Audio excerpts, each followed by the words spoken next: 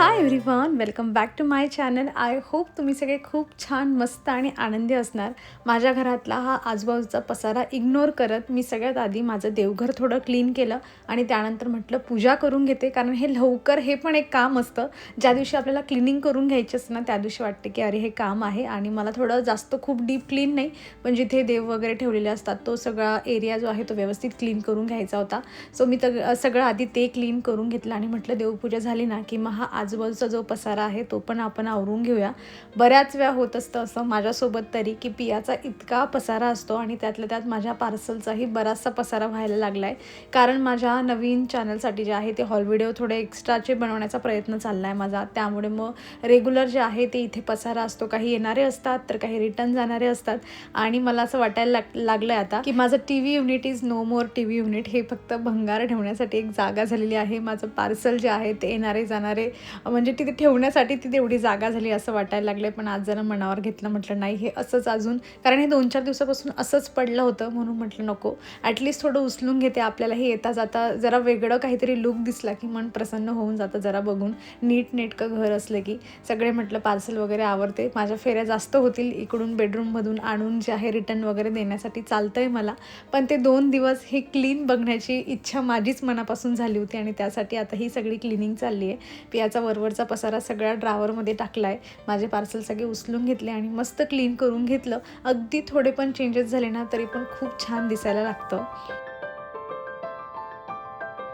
किचनवरचा पसारा आवरायला काही वाटत नाही, पण किचन डीप क्लीन करायचं असेल ना तर खूप नाकीनऊ येते. पण आता माझं काम सोपं झालंय, कारण माझ्याकडे आहे Agaro royal electric spin scrubber. हा एक कॉर्डलेस इलेक्ट्रिक क्लिनिंग ब्रश आहे. या स्क्रबर सोबत तुम्हाला main scrubber unit, 8 different replaceable brush heads, mop holder आणि USB-C टाईप चार्जिंग केबल सुद्धा मिळते. याची बेस्ट गोष्ट म्हणजे ऍडजस्टेबल रॉड. तुम्ही हँडल रोटेट करून रॉड एक्सटेंड करू शकता, त्यामुळे खाली वाकायची गरज नाही. या स्क्रबर सोबत वेगवेगळे ब्रश हेड मिळतात, त्यांचा यूज मी तुम्हाला करून दाखवते. लार्ज ब्रिशल्स ब्रशने बाथरूम टाइल्स किंवा फ्लोअर क्लीन करू शकतो. आता मला किचन क्लीन करायचं होतं म्हणून मी हा हेड लावून घेतला. याच्या मदतीने आपण बरेच वेगवेगळे स्पंज किंवा स्क्रबर यावर अटॅच करून घेऊ शकतो. आणि हे पहा, किचनवर किती जरी हट्टी डाग असले ना तरी पण ह्या स्क्रबरच्या मदतीने आपण त्याला क्लीन करून घेऊ शकतो. आता मी पॉइंटेड ब्रशच्या मदतीने हे कोपरे क्लीन करून घेत आहे. किचनचे असो किंवा बाथरूम मध्ये असतील, सगळे अगदी इझिली क्लीन होऊन जातात. आता मी क्लॉथ ब्रशच्या मदतीने हे सगळं क्लीन करून घेत आहे. किचन काउंटर्स आणि टाइल्स खूप छान क्लीन होतात. स्मॉल ब्रिसेल ब्रशचा यूज आपण किचन सरफेस किंवा सिंक क्लीन करण्यासाठी करून घेऊ शकतो. आणि हे पहा, याच्या मदतीने आपण काच असतील, खिडक्या, ग्लास हे सगळं क्लीन करून घेऊ शकतो. यामध्ये लो आणि हाय 2 प्रकारचे स्पीड आहेत. सोबतच 2500 mAh ची बॅटरी देखील आहे. एकदा फुल चार्ज केलं की 90 मिनिटापर्यंत वापरू शकतो. लास्ट हा वूल क्लॉथ ब्रश. याच्या मदतीने फर्निचरला पॉलिश करायची असेल तर ते एकदम सोपं होऊन जातं. ब्रश हेड सोडला तर बाकी सगळे ब्रशेस तुम्ही पाण्याखाली वॉश करून घेऊ शकता. या प्रोडक्टची लिंक तुम्हाला हवी असेल तर डिस्क्रिप्शन बॉक्स नक्की चेक करा.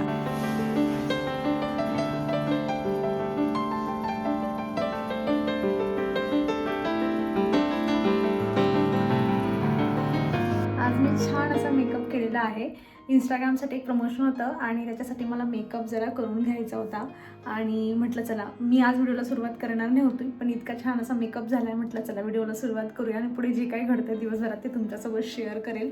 ॲक्च्युली मेकअपच्या बाबतीमध्ये सांगायचं म्हटलं ना तर मला स्टार्टिंगला म्हणजे असं मी जास्त कॉस्मेटिकमध्ये ना इन्व्हेस्टच करत नव्हती. मला असं वाटायचं की कुठेही फंक्शनला गेलं एक नॉर्मल आपण थोडंसं फाउंडेशन कॉम्पॅक्ट वगैरे लावलं, छान आपल्या चेहऱ्यावर स्माईल असली तर मला असं वाटतं की आपण असेही खूप छान दिसतो, तर कशाला मेकअपमध्ये आपण इन्व्हेस्ट करायचं. त्याच्यामागचं एक रिझन असं पण होतं की मला एवढा काही जास्त मेकअप येत पण नव्हता आणि मी इन्व्हेस्ट पण त्यामध्ये करायची नाही की चला हे शेड आपल्यावर सूट होत नाही तर आपण दुसरा काहीतरी घेऊया म्हणून.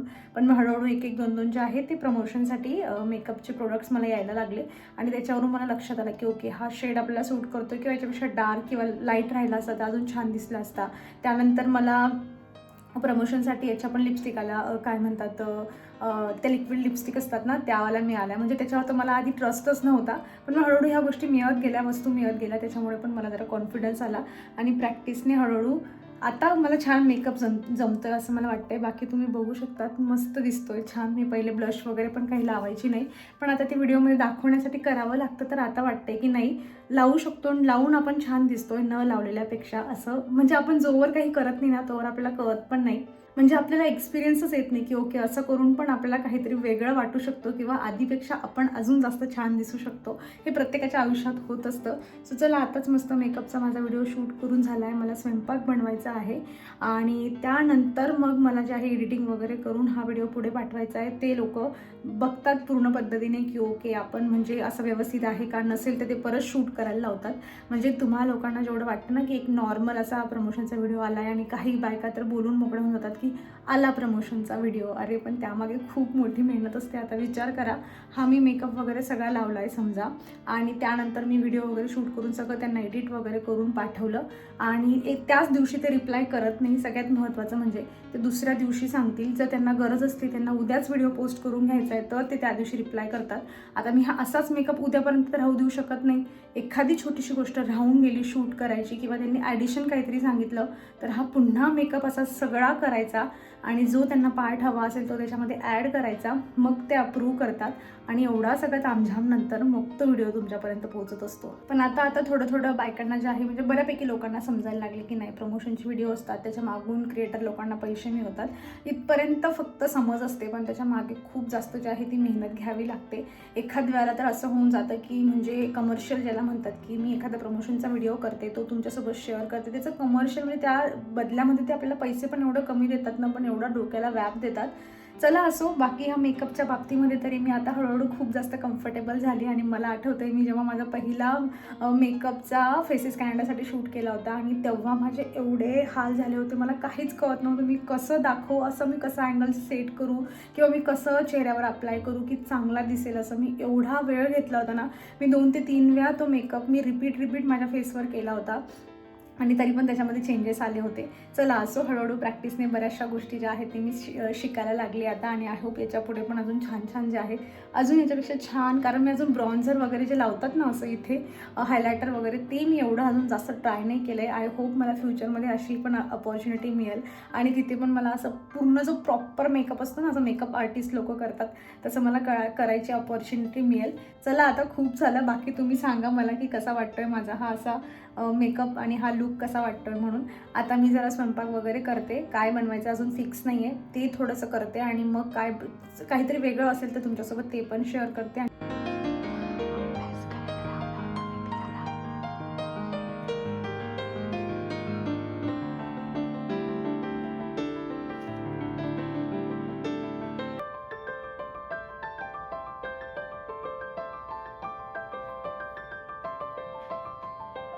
पियाला पाहिलं ना तुम्ही, मी तिला सांगून गेली होती की पिया मला फक्त 5-10 मिनिटाचं काम आहे, मी जाते बेडरूममध्ये, मला जरा व्हिडिओचे थोडे चेंजेस होते तर ते करायचे होते. एक काम कर, मी तिला क्वेश्चन देऊन गेली होती की 1 पासून तर 10 पर्यंत तू प्रॉपर रीड कर, त्याचे जे काही म्हणजे स्पेलिंग्स वगैरे असतील ना ते सगळं तू व्यवस्थित रीड कर. मी आली ना तर मी तुला रँडमली कुठलाही प्रश्न सांगेल आणि मग तू त्याच्यावालं जे आहे ते मला उत्तर द्यायचं असं. आणि मला आता 5-7 मिनटं झाले असतील फक्त इकडे येऊन. आता जाऊन बघते तर तुम्हाला दाखवलं मी, ती झोपली आहे. म्हणजे तिला दुपारी ती झोपत नाही, तिला ना खेळण्यामध्ये लक्ष असतं, टी व्ही मोबाईल ह्या सगळ्या गोष्टीमध्ये तिचं लक्ष असतं किंवा तिची एकटी पण खेळत बसते ती बाल्कनी वगैरेमध्ये, तिची बडबड करत असते. तिला झोपवण्यासाठी म्हणजे अक्षरशः कधीतरी आपल्याला वाटतं असं सॅटर्डे संडेला की चला यार मस्त बाहेरून काहीतरी आपण पोटभर खाऊन आलो आहे आणि आता मस्त निवांत आपण झोपूया. नाही म्हणजे अक्षरशः रडेल ती, मार पण खाऊन घेईल, पण झोपतच नाही दुपारी. म्हणजे तिचं असं आहे, दुपारी झोपण्याची तिला एवढी जास्त नफरत झाली आता आणि तिचं रिझन हे असतं की माझा तेवढा वेळ वाया जातो दिवसातला की तू 2 तास झोपली मी की 2 तास माझं खेळणं कमी होऊन जातं किंवा मग मला असं वाटतं नंतर मला बोर पण होतं उठल्यानंतर, रात्री पण मला लवकर झोप येत नाही. हे सगळे रिझन ती एक मागून मला सांगत असते की ठीक आहे मम्मा तुला झोपायचं आहे तू झोप, मी माझी टी व्ही पण घेणार नाही, मोबाईल पण घेणार नाही, तू दरवाजे सगळे लॉक करून घे आणि मी माझं काहीतरी खेळत बसेल. पण आपल्याला असं वाटते की नाही, जरा दुपारची एखाद दिवशी झोप घेतली पाहिजे, थोडं अंगी लागतं, जरा जाडजूड होशील असं मी तिला सांगत असते. पण ऐकत नाही ती अजिबात, माझं पण ऐकत नाही, यांचं पण ऐकत नाही. आणि आज बघा अभ्यास करायला दिलाय तर कसं असतं ना, पुस्तक हातात पकडलं की लगेच आपल्याला झोप यायला लागते. हे तर तसं आपण पियानेच नाही, आपण पण बऱ्यापैकी आपल्या कॉलेज किंवा स्कूल लाईफमध्ये एक्सपिरियन्स घेतलाय पुस्तक हातात घेतलं नाही की एवढी झोप येते. आता ते रिलेट झालं मला. म्हटलं जाऊ दे यार, झोपली तर झोपू दे. तिची ट्युशन पण आहे जरा वेळाने, पण आता तेवढा वेळ झोपू देते आणि मग उठेल. एवढी छान गोड झोपली ना ती. म्हणजे इमॅजिन करा की एखादं असं छोटं मूल आहे जे झोपण्याशी एवढं नफरत आहे त्याला दुपारी झोपण्याशी, आणि ते इतकं छान गोंडस पद्धतीने झोपलं. असं इतकं छान वाटतंय मला तिला बघून. असं वाटतंय की झोपू द्यावं तिला 2-4 तास, पण नाही, जरा वेळाने उठवावं लागेल आणि तिला मग ट्युशनला पाठवायचं आहे. मी आता हा फायनली मेकअप धुणार आहे. मी पूर्ण स्वयंपाक केला. म्हटलं बघूयात काही आपल्याला गरज वगैरे पडली. मला एक हॉल व्हिडिओ पण शूट करायचा होता, त्यासाठी पण मी हे ठेवलं होतं. मग मी स्वयंपाक वगैरे आवरून घेतला. त्यानंतर छोटासा एक हॉल व्हिडिओ शूट केला आणि आता व्हॉइस ओव्हरला बसली होती. आणि तेवढ्यात हे असं की आता ही झोपली. आता म्हटलं हे सगळं वॉश वगैरे करते आणि बघूयात आता पुढे काय काय होतं. हे पहा, ही आम्ही बॉटल मागवली होती पाण्याची. म्हणजे होतं काय, आमचं तर माठ आहे आणि माठात खूप छान मस्त गार पाणी होतं. पण बऱ्याच वेळा असं व्हायचं की पियाचे पप्पा नॉर्मल बॉटल भरून घेऊन जायचे आणि ती गरम होऊन जायची. आपण थर्मासची पण यूज करू शकतो, पण माझं असं होतं की चला एक अशी ऑनलाईन मस्त एक बॉटल मागवूया. म्हणजे रात्री तिथे भरून ठेवली की त्यांना ॲटलीस्ट सकाळी सकाळी जेव्हा ऑफिस सुरू होतं ना, तेव्हा तरी त्यांना प्यायला मस्त राहील म्हणून. आणि नॉर्मल पण माठातलं पाणी आपण आणून दिलं तरी पण त्यामध्ये गार राहील, अशा हिशोबाने मी हिला मागवली होती. इतकी छान मस्त हिची फिनिशिंग वगैरे इतकी क्यूट आहे ना, इतकी दिसायला पण छान दिसते. पण हिचा प्रॉब्लेम काय, मी तिला वॉश करायची होती म्हणून म्हटलं एक दिवस मस्त तिच्यामध्ये पाणी भरून ठेवूया. रात्री मी तिच्यामध्ये पाणी भरून ठेवलं होतं आणि तुम्ही बघू शकतात म्हणजे ती इतकी भयंकर लीक करते ना. फक्त कुठेतरी तिला तडा किंवा फुटली असेल म्हणून नाही लीक करते, ती पूर्ण ठिकाणून डायरेक्ट तिचं लिकेजचं जे प्रमाण आहे ना तसं चालू आहे. जसं एखाद्या ओल्या कापडामधून कसं दुसऱ्याकडे पाणी ट्रान्सफर होतं, जसं सगळ्या ठिकाणून तिचं पाणी निघतंय. अक्षरशः इथून सुद्धा पूर्ण बॉटल ओली झाली होती, पण ती आता हळूहळू अशी गळत गळत कमी झाली ना, म्हणून ती आता इथून काही कळत नाही. नाहीतर इथे तर डायरेक्ट असं बारीक बारीक बारीक बारीक थेंब लागले होते. म्हणजे अशी बॉटल घ्यायचा विचार तुम्ही आमच्यासारखं करत असाल तर कॅन्सल करा, काही घेऊ नका. मी फार हौसेने मागवली होती. तसं मला पियाचे पप्पा एकदा म्हणले होते की काही गरज नाही, असं मी उठून माठातून घेऊन घेईल. पण त्यांची मीटिंग जर चालू झाली ना तर अशी 2-2, 3-3 तासची चालू असते आणि आपण आपल्या कामात असतो, मग आपण पाणी देत नाही. आणि असं वाटतं आपल्याला की चला हायड्रेट राहिलं पाहिजे घरातल्या सगळ्या लोकांनी. पण हा माझा प्लॅन मात्र फ्लॉप झालेला आहे. तुमच्यासोबत शेअर करण्याचं रिझन माझं एवढंच आहे की बाबा मी फसली, तुम्ही फसू नका. कारण याला रिटर्नचं ऑप्शन नव्हतं, याला एक्सचेंजचं ऑप्शन आहे. आता बघते काही कंप्लेंट वगैरे करून जर ही रिटर्न होत असेल तर ठीक आहे, नाहीतर मग फसली गंमत. तशी तरी पण ही मला 350 रुपये समथिंग काहीची तरी मिळालेली होती. ते पण ऑफर चालू होती तेव्हा मी तिला घेतली. यायलाच तिने 8 दिवस घेतले आणि आता हे असा प्रकार. चला, अलर्ट राहा तुम्ही, अशा गोष्टींपासून माझ्यासारखं फसू नका, तेवढं म्हणजे झालं.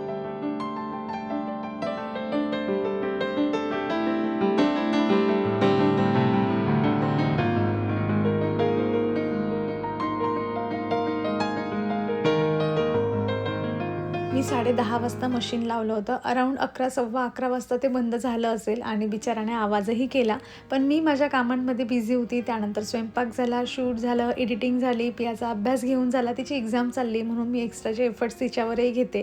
कारण रिझल्ट लागला आणि 2-4 मार्क माझ्या मनाप्रमाणे कमी असले ना की मला असं वाटते की नाही, मी तिथे एफर्ट्स घेतलाच नाही. पण आता म्हटलं चला थोडे 2-4च पेपर आहेत तर थोडंसं आपण त्रास सहन करूया, तिलाही शिकवूया, घरातली कामही आवरूया आणि व्हिडिओचंही सगळं करूया. आणि हे सगळं करता करता मी सकाळी लावलेलं मशीन आता मी त्यातले कपडे काढून मग वाळवत टाकते. होत असतं बरेच कामं असले की एखादं काम पेंडिंगही राहून जातं. पण एक गोष्ट चांगली आहे की आता उन्हाळा आहे त्यामुळे अगदी तासभरात कपडे लगेच सुकून जातात. चला मग आता बरीच माझी कामं झाली आणि खूप दमली पण आहे. यापुढे काही जास्त होणार नाही, रेग्युलर कामं होतील. त्यामुळे मी माझा व्हिडिओ आजचा इथेच संपवते. आय होप तुम्ही एन्जॉय केलेला असेल. कसा वाटला कमेंटमधून सांगा. आवडला असेल तर लाईक करा. कसा वाटला तेही कमेंटमधून सांगा आणि हाईप केल्याशिवाय तर अजिबात जाऊ नका. चला मग भेटूयात नेक्स्ट व्हिडिओमध्ये. तर स्वतःची काळजी घ्या. So take care friends and bye.